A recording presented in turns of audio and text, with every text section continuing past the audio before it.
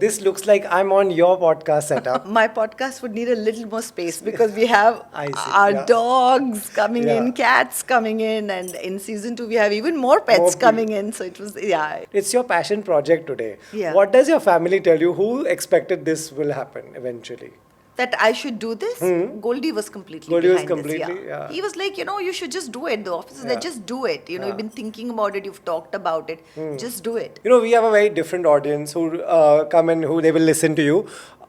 Like, even now when people want pets, they're like, they want it as a toy for their kid. But they're not toys. Yeah. Then just don't go for the pets. Please don't get a pet. Yeah. What would you tell a young actor is the secret for longevity? How to stay? What keeps you going, basically? Wow. Like for me, when I tried theatre, because I had never done theatre, so I did try it. I did Aapki Sonia with Farooq ji, Yes. and I really loved it. Beautiful enjoyed it. play and all of that, God, rest his soul. Doing the same thing again and again over a certain period of time gets a little Monotonous. a little boring after a point. I look for newer roles, newer things, newer challenges. When I was doing a roundtable, there were some younger actors on the roundtable, and there was Manisha Koirala, your contemporary. And then Manisha told this young actor that, what will happen if you do say this? She said, I'll get trolled. She said, so what? How come you guys never had this fear? We have led half of our lives without social media. Yeah, okay. And we lived it. Correct. But they don't know a life without social media. So you can't blame them. Hmm. It is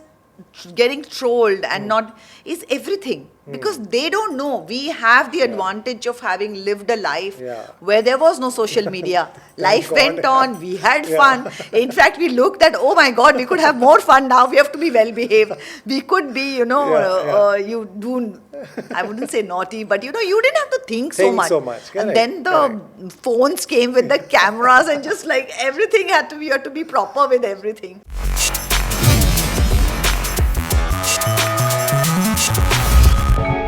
Sonali, welcome to Bollywood Hungama. My pleasure. But this looks like I'm on your podcast setup. This is the best place to be for me. Thank you.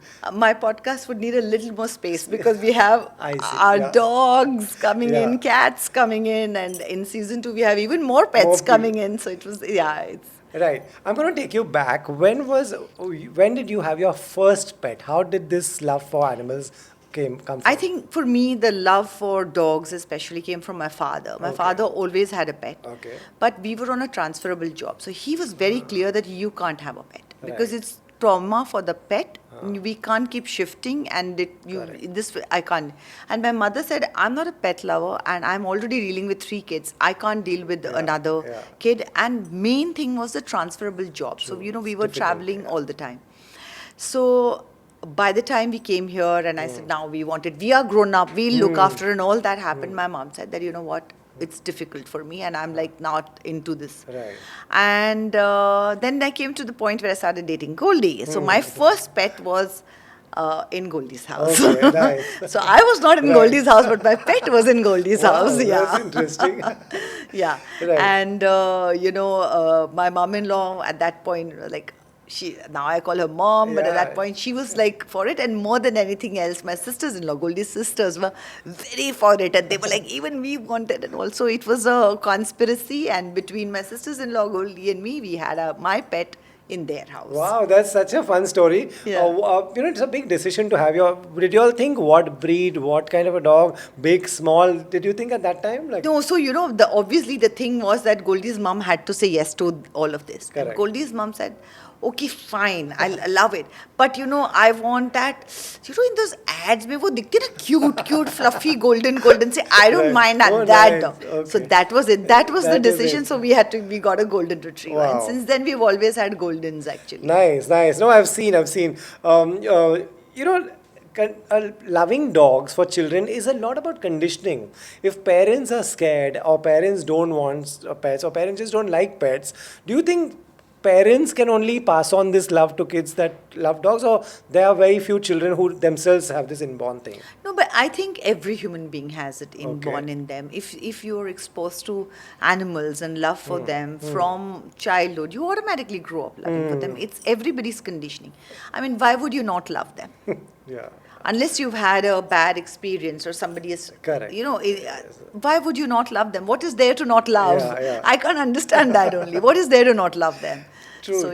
I mean, So I just think that for me, later on, especially, and as a parent, especially now when you have smaller families, Right. I really feel that it teaches you a lot about compassion, Yeah. empathy, sharing, and especially with households with an only child.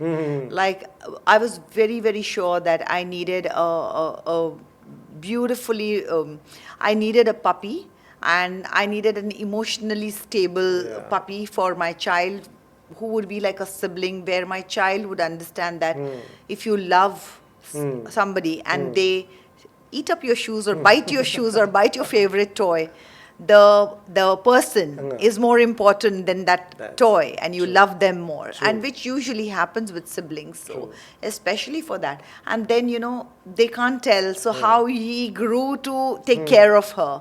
I thought it taught him a lot about empathy and compassion. Yeah. There's so much to learn from pets. That's Yeah. so true.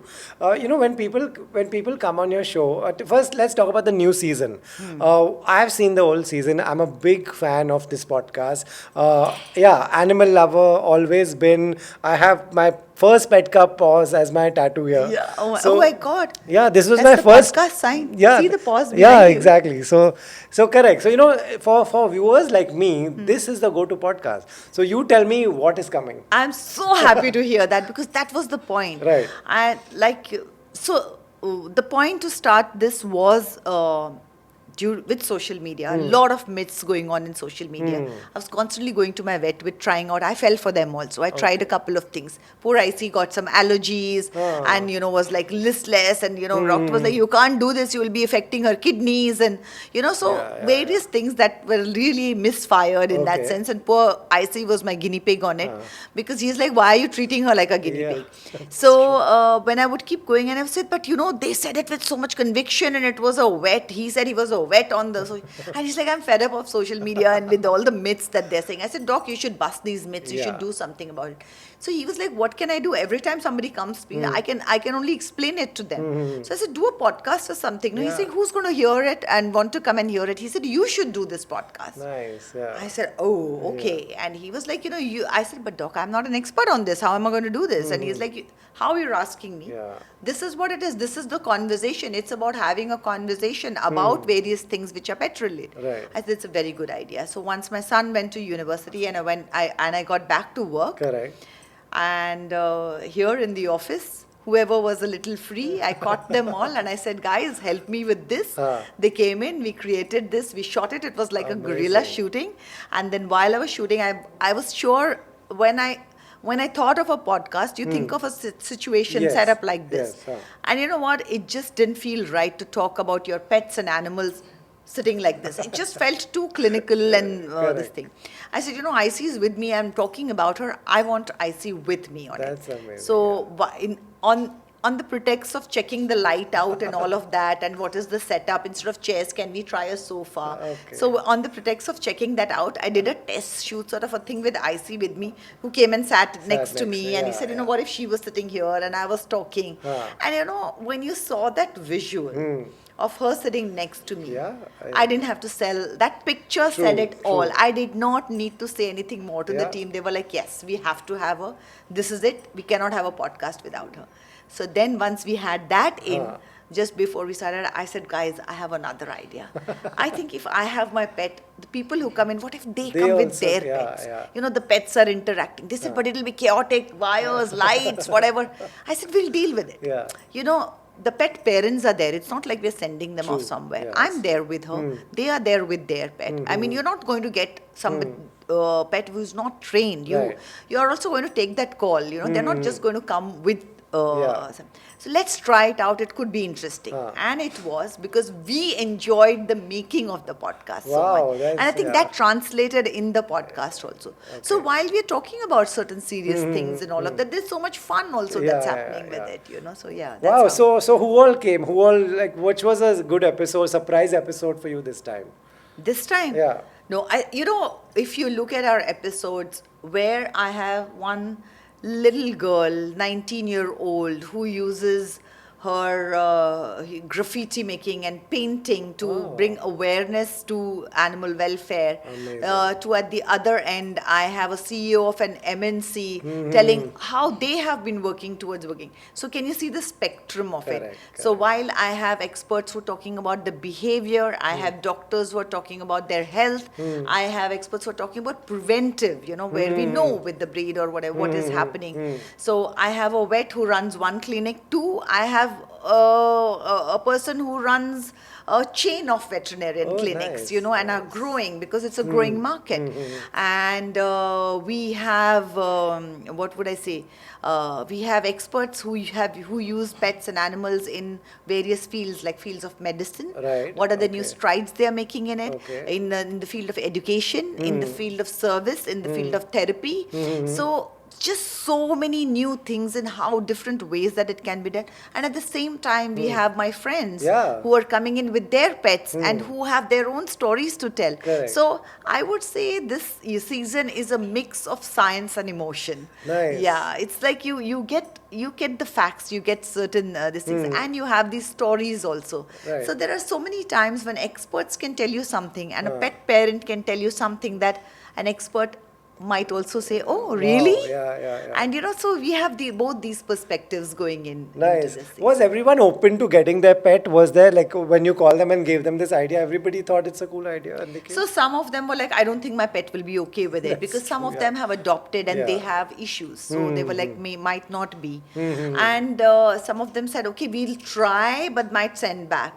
And okay. And some of them, they never sent back. Okay, no pet ever went back. Okay, that's nice, yeah. And some of them said that no, I don't think the pet will be able to. And then when they came on the set and they saw the set and they saw, I say, can I call for my pet? And they called for their pet. Also, so we had all of that going on, and so it was lovely. We also have we've had topics like legal things also, like what are our legal issues with so many things that are changing.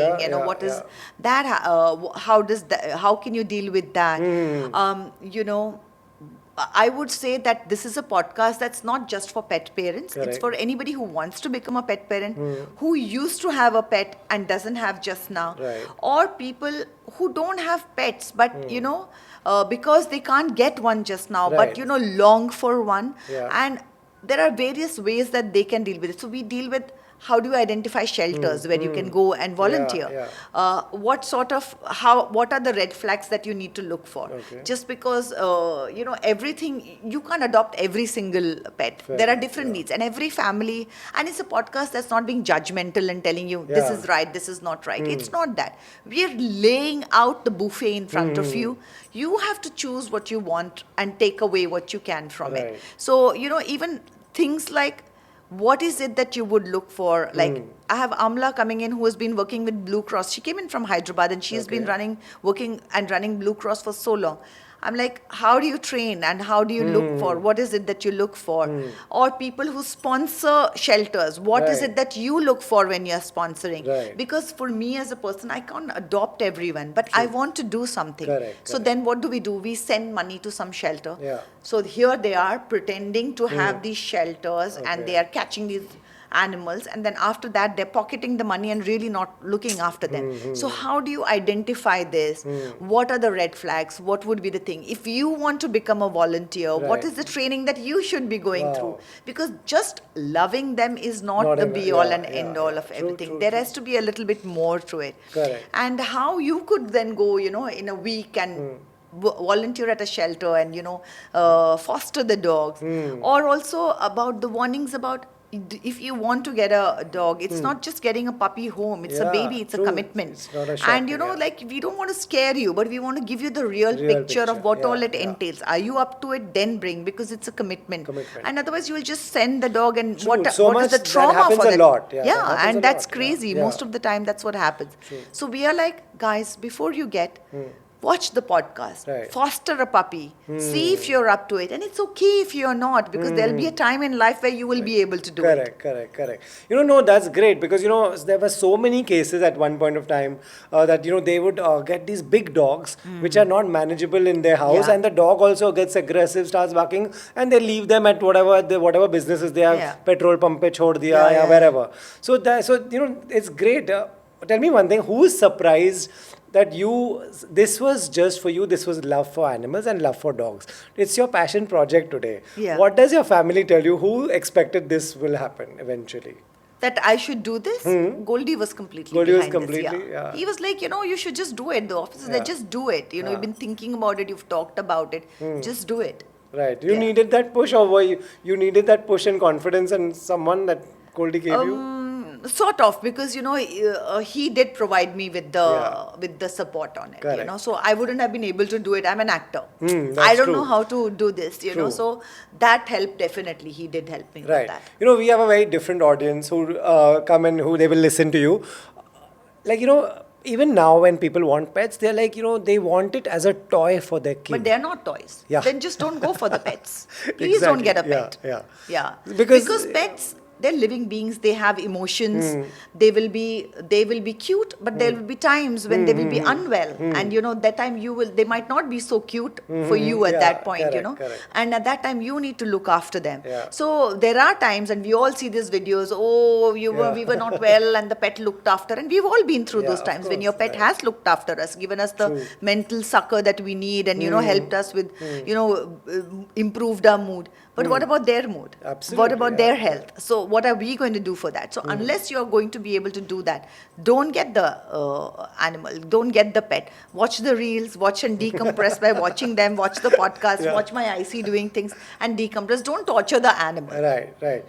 What would be your advice? Because for the Yeah. animal, you are the family. You are the And then when you suddenly leave them, what happens? Yeah. Also, big dogs. Oh, big dogs you can't maintain. But if you watch what the behaviorists have to say, if you train them correctly, and if they're, and if you get a proper behaviorist to train your dog, all of them are very manageable. Right.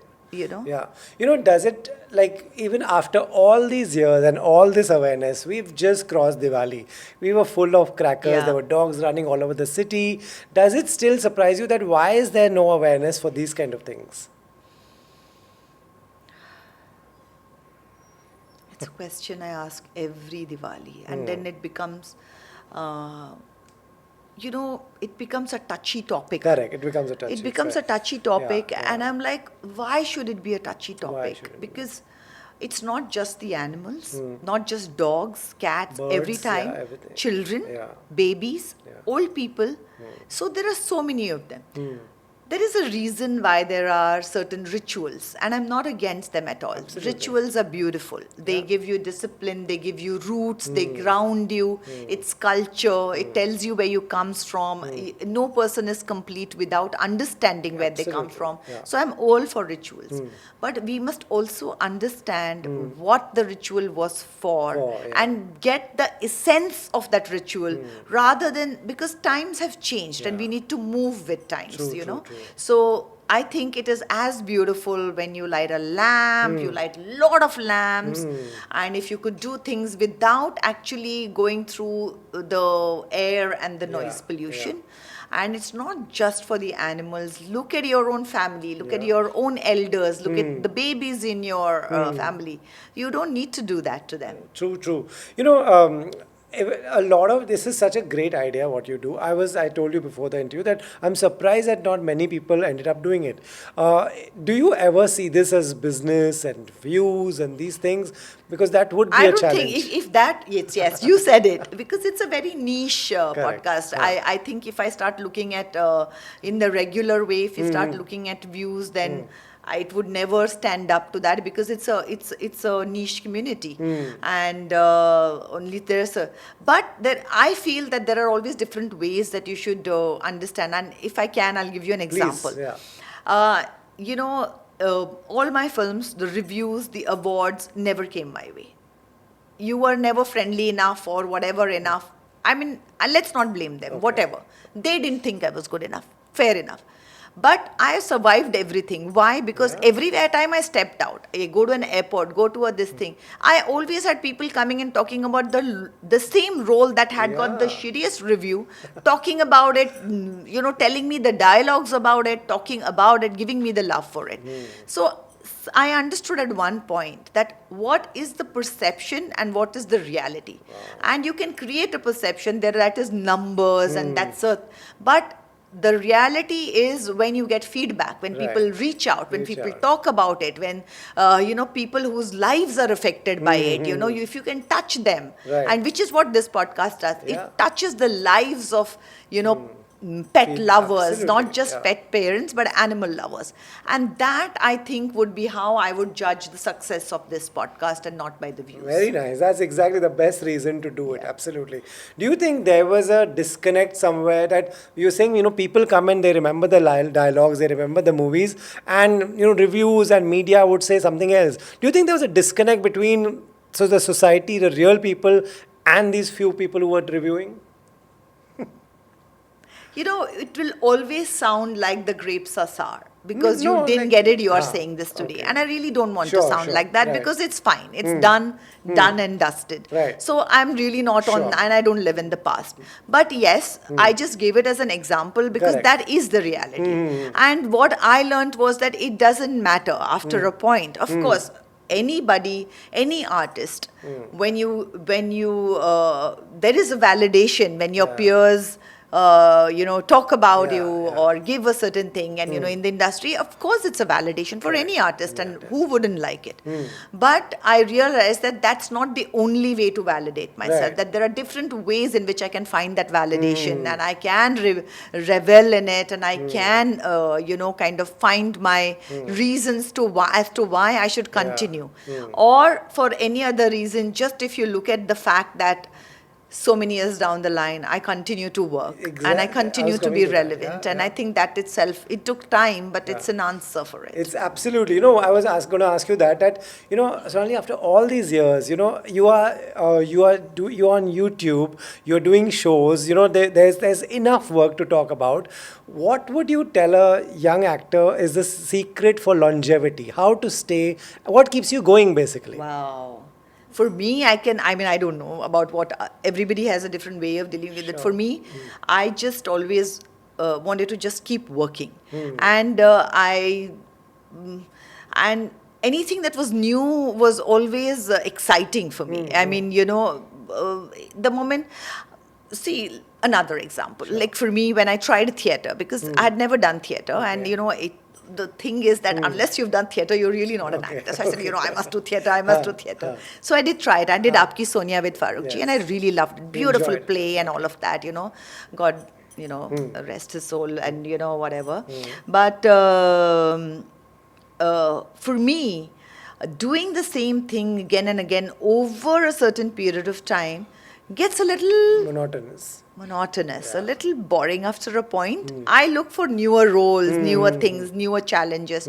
So that is my personality. I enjoy doing new things because when I get a little scared, it makes me look at it in a different way, and then I Right. learn. Like when I go on the podcast, every single episode, I have learned something from it. I've picked something from it, and that excites me. Right. So if I'm going to do something and not learn something from it, then I think it's a wasted time. Fair enough, It's not about is that thing a hit or how much money I have made, but what did I gain from it? What did I learn from it? That is very important for me. That's amazing because this gender, the actors who are coming now, I interview so many of them day after day. There's so much validation they need from views and likes, and you are doing this purely out of passion. Yeah. Do you want to tell them that I do the book club also purely out of Book club, passion. yeah. That too, We're a book even club, worse than yeah. that. We put the money into it. Yeah, but again, it's somewhere they want to run. They have bills to pay. So that's Yes. yeah. So how to find that balance. So there are projects for paycheck and projects for passion. That's a good one. Yeah. So you have to be very clear about what is for what. This is for passion, that's for paycheck. So when something is for paycheck, then that paycheck has to justify why I'm doing Bilkul, it. yeah. And when I'm doing this, it doesn't matter. I don't need a paycheck when I'm doing this because it's a passion Right. thing. So that's how I look at things. Right. You've done things just for paycheck? Yes, of course. Yeah. My whole career has been about a paycheck. I've come in my life, to the point where I'm like, why am I only running like, because that was the need for me. And I got into this industry because of the paycheck. Correct. Otherwise, I wouldn't even have acted probably. I mean, I got in here because of that. So, yeah, and I'm absolutely okay with that. Everybody's needs are different, and, you keep evolving, you keep growing, and it's perfectly fine. What is your need is your need. Yeah. No, absolutely love the honesty. Again, when I was I was doing a round table with some younger. Sorry to this thing, but that is what makes this also more like now when I do something else, which is for paycheck, and that paycheck also becomes much more interesting because I know that I have that paycheck and hence I can do this. Correct. So all that kind of size. Yeah, absolutely. And that's people want to hear this from someone like you. When I was doing a roundtable, there were some younger actors on the roundtable, and there was Manisha Koirala, your contemporary, and I recently interviewed Shilpa Shirodkar. She comes in the room and just talks to everyone, saying "Kasa hai, kya chal hai?" And there was something about you guys that you all have this connect with everyone in the room, which is. And then Manisha told this young actor that, what will happen if you do say this? She said, I'll get trolled. She said, so what? How come you guys never had this fear? There was no trolling, but there were magazines. No, because I think what happens is that now also, probably because for this generation, see, we have led half of our lives without social media. Yeah, okay. And we lived it. Correct. But they don't know a life without social media. So you can't blame them. It is getting trolled and not is everything. Because they don't know. We have the advantage of having lived a life where there was no social media. Life went on. We had fun. In fact, we looked at, oh my God, we could have more fun now. We have to be well behaved. We could be, you do, I wouldn't say naughty, but you didn't have to think so much. And then the phones came with the cameras and just like everything you had to be proper with everything.